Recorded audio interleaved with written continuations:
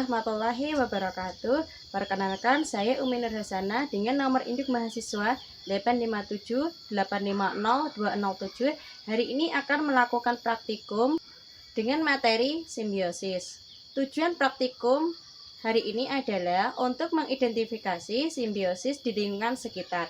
Adapun alat yang saya gunakan untuk praktikum ini adalah pensil, lembar pengamatan, dan lingkungan sekitar. Simbiosis. Simbiosis adalah interaksi erat dan berjangka waktu antara dua organisme yang berbeda jenis, di mana keduanya bisa saling menguntungkan, salah satunya diuntungkan dan yang lain tidak dirugikan, atau keduanya dirugikan. Simbiosis dibagi menjadi 3 jenis, yaitu mutualisme, komensalisme, dan parasitisme. Simbiosis mutualisme adalah hubungan antar dua organisme di mana keduanya saling menguntungkan.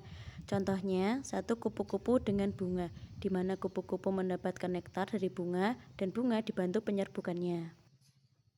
2. Kambing dan peternak. Kambing mendapatkan perawatan dan makanan dari peternak, sedangkan peternak mendapatkan manfaat ekonomi seperti daging atau hasil penjualan kambing. 3. Cacing tanah dan tanaman. Cacing membantu menggemburkan tanah sehingga akar tanaman mudah tumbuh dan menyerap air serta zat hara. Cacing mendapatkan makanan dari sisa-sisa bahan organik sekitar tanaman. 4. Lebah dan bunga.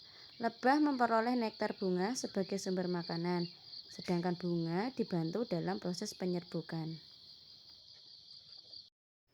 Simbiosis komensalisme, hubungan antar dua organisme di mana satu organisme diuntungkan tetapi satu lainnya tidak diuntungkan atau dirugikan. Yang pertama contohnya adalah pohon merica dan pohon cengkeh.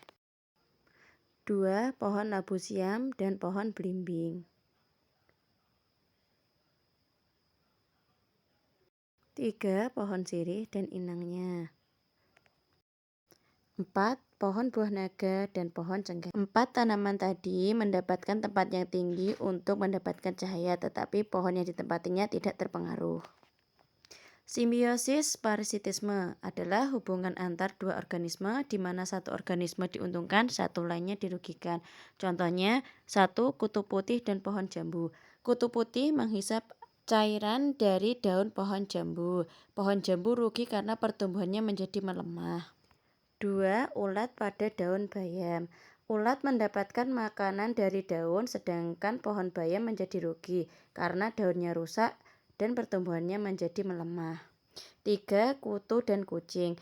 Kutu menghisap darah pada kucing. Kucing rugi karena merasa gatal dan rentan terkena penyakit kulit. 4. Benalu dan pohon mangga. Benalu menghisap air dan zat hara dari batangnya. Pohon mangga merugi karena kehilangan zat hara dan bisa melemah. 5. Nyamuk dan manusia. Nyamuk menghisap darah manusia sebagai sumber makanan. Manusia dirugikan karena kehilangan darah dan bisa terkena penyakit.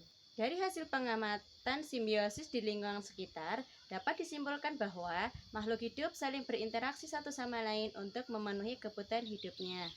Bentuk hubungan tersebut beragam, antara lain simbiosis mutualisme di mana kedua organisme saling menguntungkan. Yang kedua, simbiosis parasitisme di mana satu pihak diuntungkan, satu pihak dirugikan.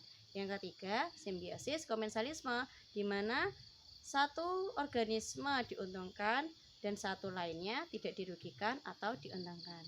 Hubungan-hubungan ini menunjukkan adanya keseimbangan ekosistem dan ketergantungan antar makhluk hidup di alam.